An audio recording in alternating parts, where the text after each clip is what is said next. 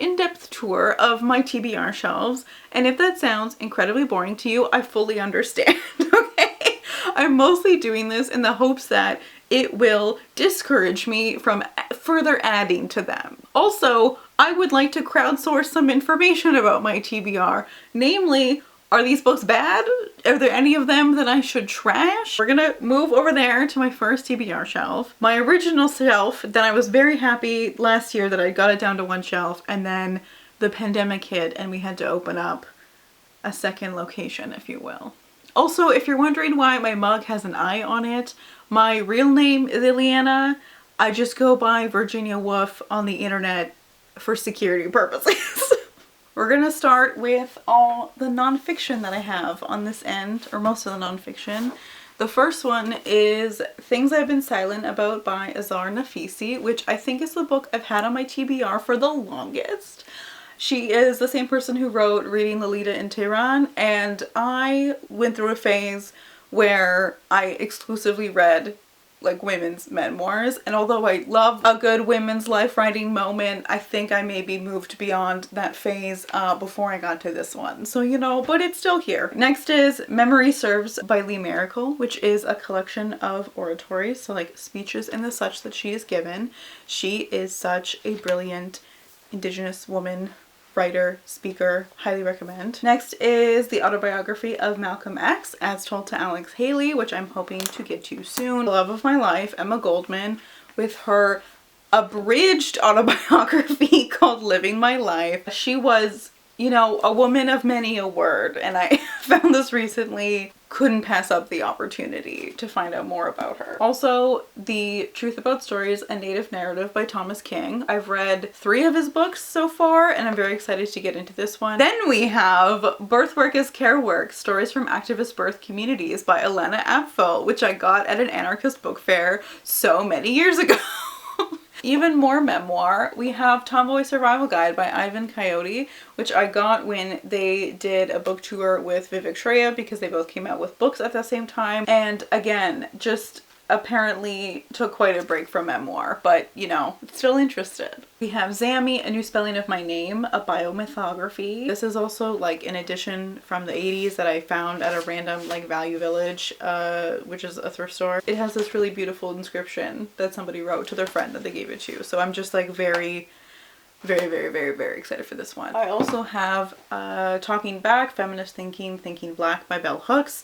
I don't know if I've talked about her before, but I will in an upcoming video about books I used for my undergraduate thesis, because she was really important for that research and just, you know, for my life and learning in general. Recently, when I put an order in with Verso Books, when I got the copy of If We Come in the Night by Angela Davis as a part of their Radical Thinkers series, I also got Darkwater by W.E.B. Du Bois, which I'm actually going to be reading next week for a book club. I also have Hood Feminism, Notes from the Women That the Movement Forgot by Miki Kendall, talked about recently. It was gifted to me by Jason of the Glass Bookshop. This one is super interesting.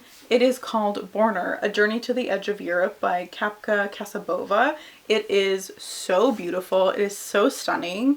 It is about the border between Bulgaria, Greece, and Turkey. My partner is Turkish and Greek as well, and I was very lucky to have the opportunity to be able to live with him for a little bit over the last 2 years, and the plan was that I was going to go back and visit him and be with him in kind of Eastern Europe, Turkey area this summer, and I was going to take this and read this, and then Corona said no. Now we have the fiction!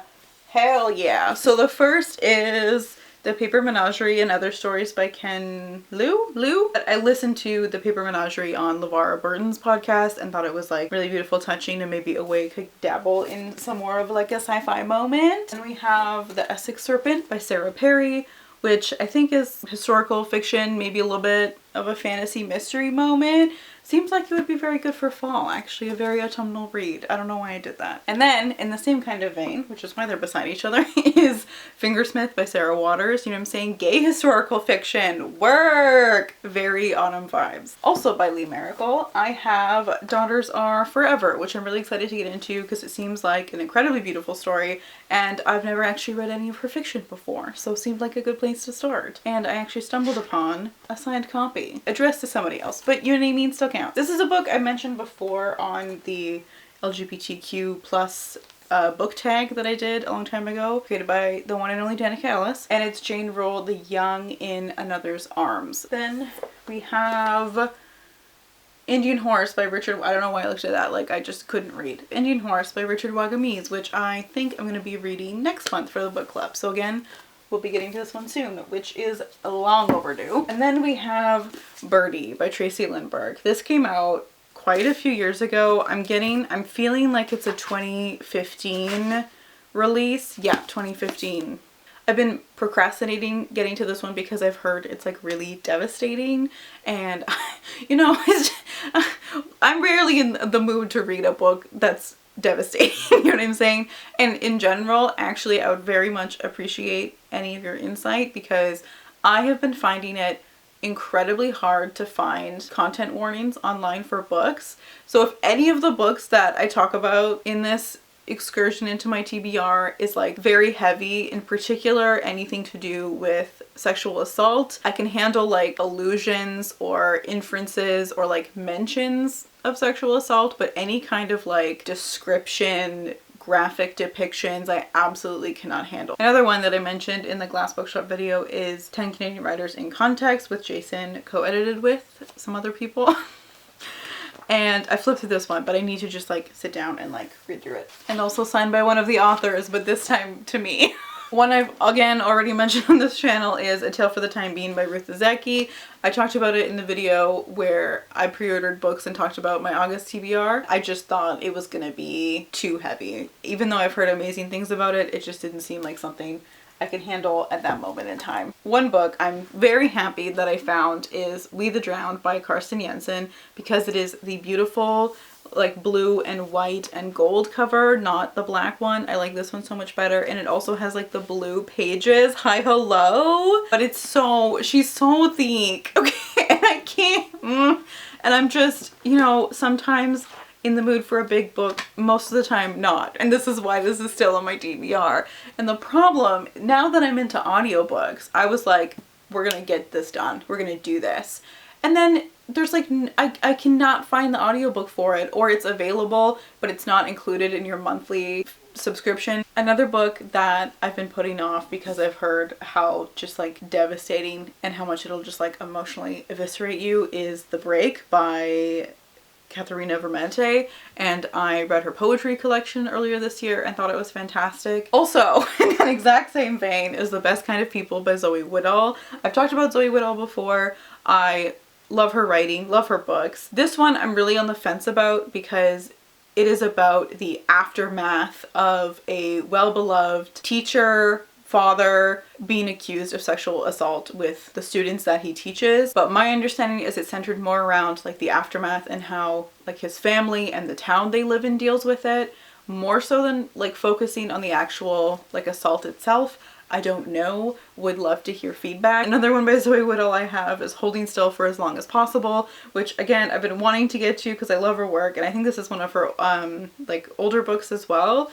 But I think just because I have it right beside like The Best Kind of People and I have them kind of wrapped in my head, so I've also been hesitant to read this one. Now we have the Turkish section. So some of these I got in Canada since I've been back, some of these I got when I was in Turkey. So the first two I've got since I've been back, and they're both by Orhan Pamuk, and one of them is Istanbul, Memories and the City. So this is a memoir of living in Istanbul, which I would love to read about because I absolutely love Istanbul more than any other place in the world. The other one is Snow, which is fiction, and it is set in the city of Kars, which is like very east on the Armenian border.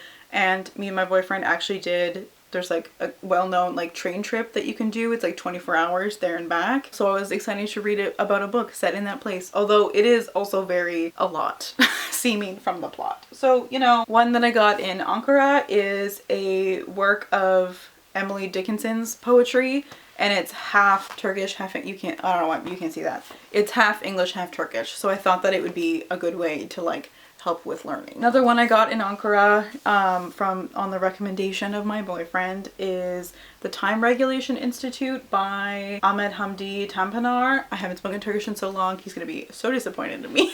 He recommended it because it is a Ottoman classic.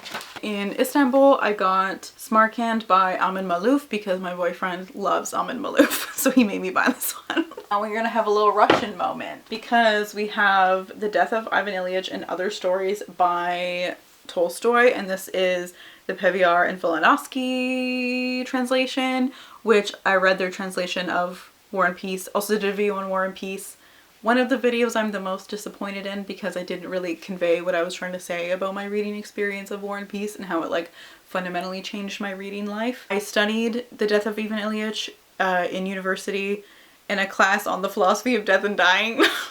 So I wanted a copy for myself, and I thought that this would be a good way to like get more of his writing without having to read like Anna Karenina or something. But who has time to read Russian classics? You know what I'm saying? So this one, also the same thing. It's a One Day in the Life of Ivan Denisovich by Alexander Solzhenitsyn. I knew how to pronounce it at one point. When I was working at the bookstore, we had a lot of his books, and I used to just like see them all the time, and I just got it in my head that I needed to read him and his work about this like specific time. And I mean, sure, read more, learn more, but who has the time to be this upset? The last book I have in the shelf is The Martian Chronicles by Ray Bradbury. I've talked about The Illustrated Man before, and this is the only kind of like sci-fi that I ever really enjoyed in some way, so I thought I would read The Martian Chronicles to continue that moment. Also, you know, could be a very fall wintry vibe as well.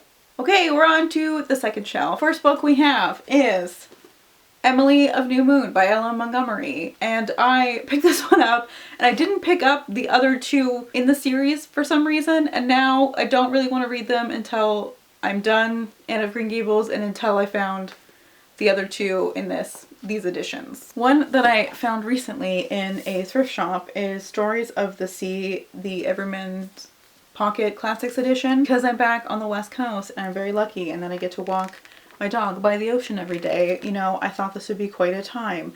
Didn't realize that it is like exclusively old white people of the canon, so I'm not as excited about it now, but you know, we'll see. Next is another Everyman's Library edition, but the movie tie-in cover of Sense and Sensibility. I bought this for myself for my birthday because Sense and Sensibility is one of my favorite movies, and you know, I didn't realize it was going to be the movie tie-in cover, but now we have The Glass Hotel by Emily St. John Mandel, Red Station 11. Picked this up mostly because Emma from Drinking by My Shelf talked about how much she liked it, because I didn't even know that this book had come out yet. And I thought it would be a good, again, because I'm on the West Coast and I think that's a lot of where it's set, just a good end of fall winter moment.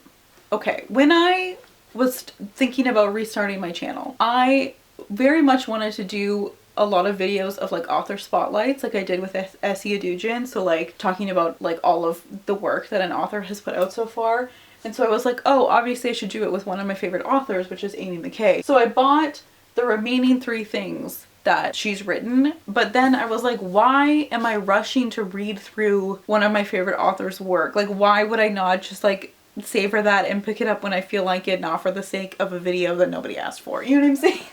So, but I did buy her newest release, which is Daughter of Family G, a memoir of cancer genes, love, and fate, and it's about how her family has a specific gene to do with cancer that's been studied for a really long time, and a lot of them have really short lifespans because of that. Not subject matter that I really want to read right now for many a reason, but it's Amy McKay, so how could I not? And one that I am so excited to be reading in a few months is Half Spent Was the Night, A Witch's Yuletide. So this is kind of a carry-on from Witches of New York, as well as kind of The Virgin Cure, where it's just a little like Christmas novella. in the kind of Victorian tradition of it all. I had no idea that she had written a play, so I bought it. And that is Jerome, the historical spectacle. It's about a man who in Nova Scotia worked as an act in a sideshow and kind of about disability in that time. And it is published by Gasborough Press, so it is absolutely stunning. Like, the quality is absolutely beautiful. Like, hello. I have two Sylvia Plaths. The first one I actually found recently, and it's called Mary Ventura and the Ninth Kingdom, A Story. So it's like another little novella. I've never read The Bell Jar, even though I was supposed to in a class, and I never will. So I thought this was a good chance to read some of her, you know, kind of non-poetry writing, but short, because I can't handle reading a sad bitch for more than that. And then we have this beautiful Faber First editions of Ariel. Also mentioned this in the Glass Bookshop video, but it is The Place of Scraps by Jordan Abel, which I'm really hoping to get to this winter while I'm on the West Coast. Something else I picked up in a thrift store, like on a whim, is East West Street by Philippe Sands. I don't know. And who, you know, it seems meh. And then we have The Disappearing Moon Cafe by Sky Lee, which I mentioned as being on like my wish list from Glass Bookshop, and then right after I made the video, I again found it in a secondhand store. So you know what I'm saying? Destiny. Now we are getting into my little TBR for the fall moment, which is exciting. So first we have A Modern Mistophanes by Louisa May Alcott, which is like a wild, dark, spooky gay shit. Like, literally, what more could you want? You may remember, probably not, hopefully not, one of the first videos I ever did on this channel was on Dracula by Bram Stoker, and I loved that book so much, and it really started my kind of like spooky reading tradition. Classics in particular, because I found that kind of perspective on a spooky horror genre to be really interesting, really telling in terms of like gender, race, class kind of analysis in a way that didn't genuinely scare me and wasn't like super upsetting. I don't know. So I've had this on my TBR for a while, but it's Dracula's Guest and Other Weird Stories. Recently read Song of Achilles, and wow, do I have thoughts. I'm going to do a video on it once I've also read Circe by Madeline Miller. I had a feeling that this one would include sexual assault, just given the setting, the plot, the story, and the actual mythology of it all. So please let me know like how graphic it gets, because, you know, may have to skip it because I didn't think about it that much when I bought it. And my last little October TBR moment is one that I bought because of Jean from Jean Bookish Thoughts, and that is The Deathless Girls by Kieran Millwood Hargrave, which is absolutely stunning. Hello, do we see this? This is like a YA book about kind of imagining the previous wives of Dracula. The next two, which could also maybe be fall vibes, we'll see, is Clariel and Golden Hand by Garth Nix, which are, I hope, they're the last two in, I think it's the Old Kingdom series by Garth Nix, which I read as a teenager, reread a few years ago, okay, because I love my YA fantasy, and you know, Garth Nix, Tamara Pierce are the only people I trust to write women character-driven fantasy moments. You know what I'm saying? I'm sure there's better stuff out there, but I'm committed. I don't even really want to bring them out, but I have the Kane Chronicles by Rick Riordan, which I bought right after I finished Percy Jackson, because I was intent that before the end of the summer I really wanted to do another like reading vlog experience, but my summer got a little bit off the rails and that wasn't able to happen. And I don't know, I have such a strong association of the summer with them that now I'm not sure when I'm going to get to them. And then the last one I have on my TBR, hopefully for a really long time, is The Lost Hero, which is the next in one of the Heroes of Olympus series. And I've just been like slowly collecting them as I see them at like used bookstores, thrift shops, you know what I'm saying. I apologize if the angles and the lighting has been weird, okay?